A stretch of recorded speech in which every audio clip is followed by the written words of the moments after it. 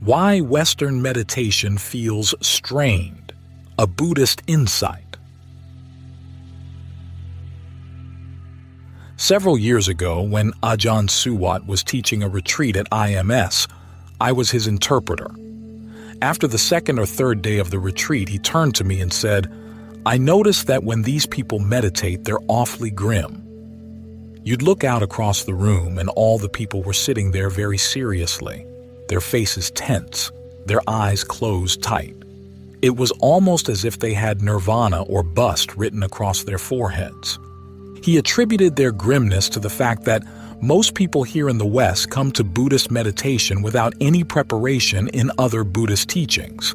They haven't had any experience in being generous in line with the Buddha's teachings on giving. They haven't had any experience in developing virtue in line with the Buddhist precepts. They come to the Buddha's teachings without having tested them in daily life, so they don't have the sense of confidence they need to get them through the hard parts of the meditation. They feel they have to rely on sheer determination instead. If you look at the way meditation, virtue, and generosity are taught here, it's the exact opposite of the order in which they're taught in Asia.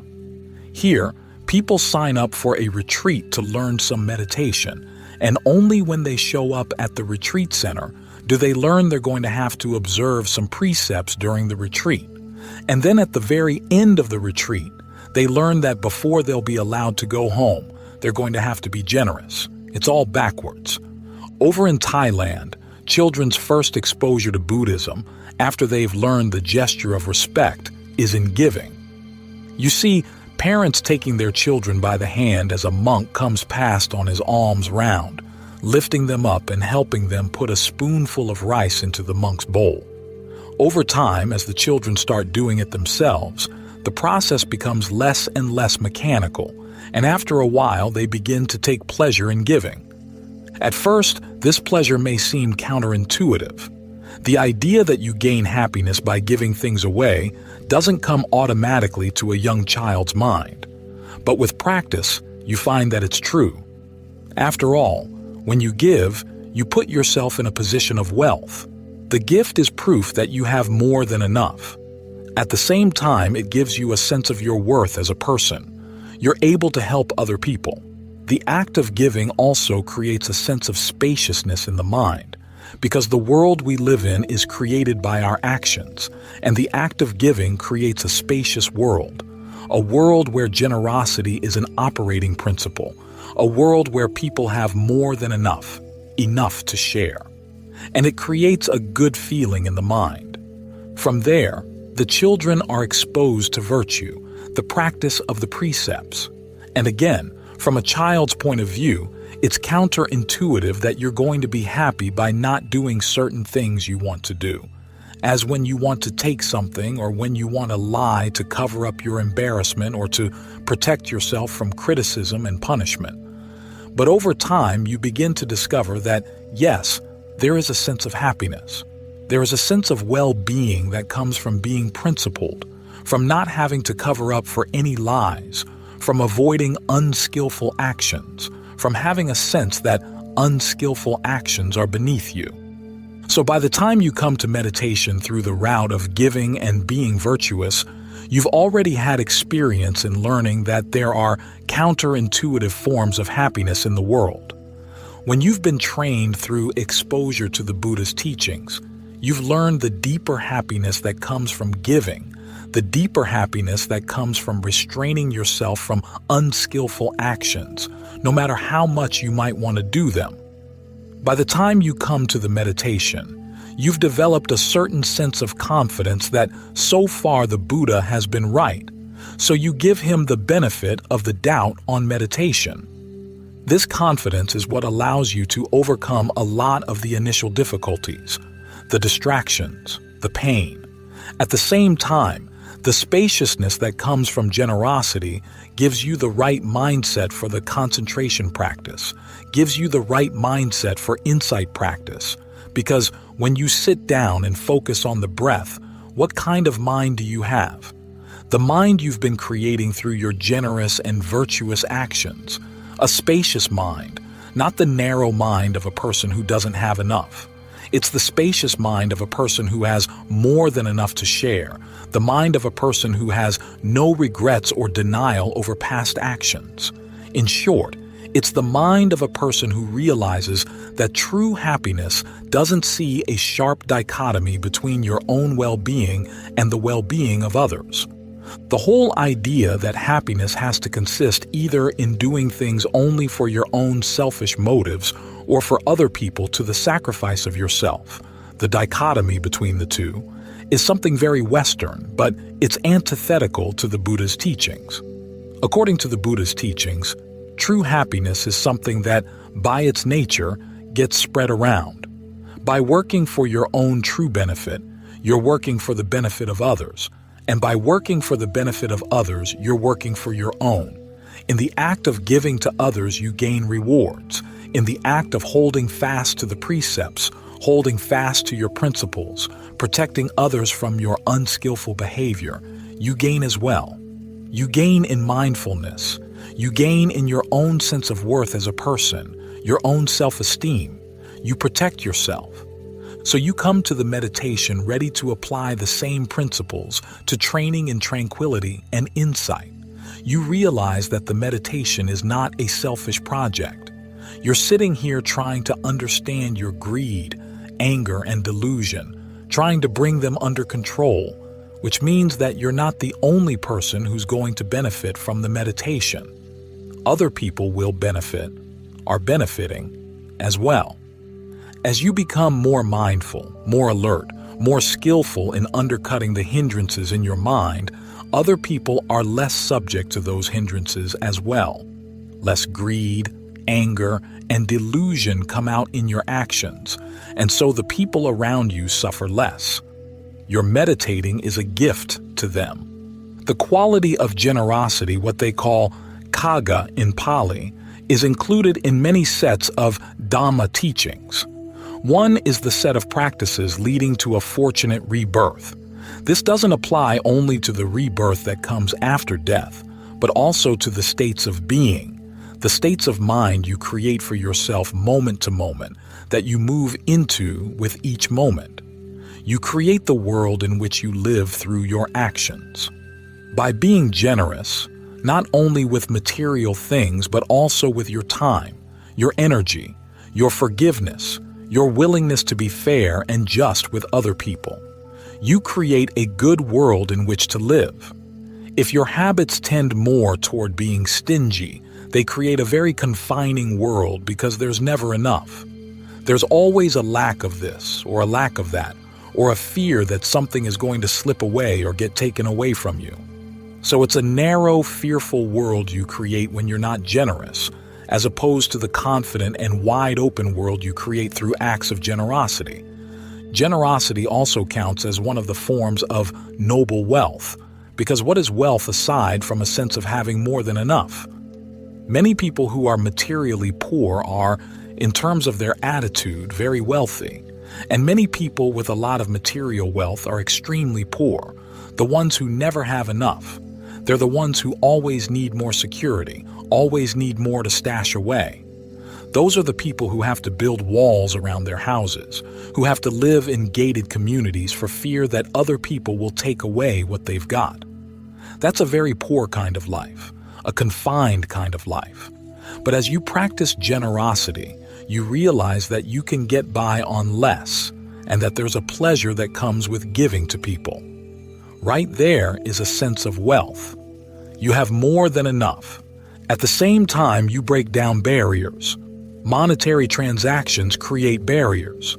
Somebody hands you something. You have to hand them money back, so there's a barrier right there. Otherwise, if you didn't pay, the object wouldn't come to you over the barrier. But if something is freely given, it breaks down a barrier. You become part of that person's extended family. In Thailand, the terms of address that monks use with their lay supporters are the same they use with relatives. The gift of support creates a sense of relatedness. The monastery where I stayed, and this includes the lay supporters as well as the monks, was like a large extended family. This is true of many of the monasteries in Thailand. There's a sense of relatedness, a lack of boundary. We hear so much talk on interconnectedness. Many times it's explained in terms of the teaching on dependent co-arising, which is really an inappropriate use of the teaching. Dependent co-arising teaches the connectedness of ignorance to suffering, the connectedness of craving to suffering. That's a connectedness within the mind, and it's a connectedness that we need to cut, because it keeps suffering going on and on and on over and over again in many, many cycles. But there's another kind of connectedness, an intentional connectedness that comes through our actions. These are karma connections. Now, we in the West often have problems with the teachings on karma, which may be why we want the teachings on connectedness without the karma. So we go looking elsewhere in the Buddha's teachings to find a rationale or a basis for a teaching on connectedness. But the real basis for a sense of connectedness comes through karma. When you interact with another person, a connection is made. Now, it can be a positive or a negative connection, depending on the intention. With generosity, you create a positive connection, a helpful connection, a connection where you're glad that the boundary is down, a connection where good things can flow back and forth. If it's unskillful karma, you're creating a connection. You're creating an opening that sooner or later you're going to regret. There's a saying in the Dhammapada that a hand without a wound can hold poison and not be harmed.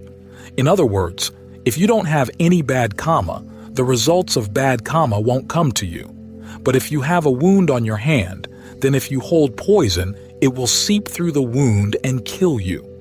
Unskillful karma is just that, a wound. It's an opening for poisonous things to come in. The opposite principle also works. If there's a connection of skillful behavior, a good connection is formed. This sort of positive connection starts with generosity and grows with the gift of virtue. As the Buddha said, when you hold to your precepts no matter what, with no exceptions, it's a gift of security to all beings. You give unlimited security to everyone, and so you have a share in that unlimited security as well. With the gift of meditation, you protect other people from the effects of your greed, anger, and delusion, and you get protected as well. So this is what generosity does. It makes your mind more spacious and creates good connections with the people around you. It dissolves the boundaries that otherwise would keep the happiness from spreading around. When you come to the meditation with that state of mind, it totally changes the way you approach meditating. So many people come to meditation with the question, what am I going to get out of this time I spend meditating? Particularly in the modern world, time is something we're very poor in. So the question of getting out of the meditation is always there in the background. We're advised to erase this idea of getting, yet you can't erase it if you've been cultivating it as a habitual part of your mind. But if you come to the meditation with experience in being generous, the question becomes, what do I give to the meditation? You give it your full attention. You give it the effort. You're happy to put in the effort because you've learned from experience that good effort put into the practice of the Dhamma brings good results. And so that internal poverty of, what am I getting out of this meditation, gets erased. You come to the meditation with a sense of wealth. What can I give to this practice? You find, of course, that you end up getting a lot more if you start with the attitude of giving. The mind is more up for challenges. How about if I give it more time? How about meditating later into the night than I usually do? How about getting up earlier in the morning? How about giving more constant attention to what I'm doing? How about sitting longer through pain? The meditation then becomes a process of giving, and of course you still get the results. When you're not so grudging of your efforts or time, you place fewer and fewer limitations on the process of meditation. That way, the results are sure to be less grudging, more unlimited as well. So it's important that we develop the noble wealth of generosity to bring to our meditation. The texts mention that when you get discouraged in your meditation, when the meditation gets dry, You should look back on past generosity. This gives you a sense of self-esteem, a sense of encouragement. Of course, what generosity are you going to look back on if there is none? This is why it's important that you approach the meditation having practiced generosity very consciously. Many times we ask, how do I take the meditation back into the world? But it's also important that you bring good qualities of the world into your meditation, good qualities of your day-to-day life, and that you develop them regularly. Thinking back on past acts of generosity gets dry after a while if there's only been one act of generosity that happened a long time ago. You need fresh generosity to give you encouragement. So this is why, when the Buddha talked about the forms of merit, he said, "Don't be afraid of merit, for merit is another word for happiness." The first of the three main forms of merit is dana, giving, which is the expression of generosity. The gift of being virtuous builds on the simple act of giving, and the gift of meditation builds on both. Of course, a large part of the meditation is letting go of distractions, letting go of unskillful thoughts. If you're used to letting go of material things, it comes a lot easier to begin experimenting with letting go of unskillful mental attitudes, things that you've held on to for so long that you think you need them. But when you really look at them, you find you don't. In fact, you see that they're an unnecessary burden that causes suffering. When you see the suffering and the fact that it's needless, you can let go. In this way, the momentum of giving carries all the way through the practice, and you realize that it's not depriving you of anything. It's more like a trade. You give away a material object and you gain in generous qualities of mind. You give away your defilements and you gain freedom.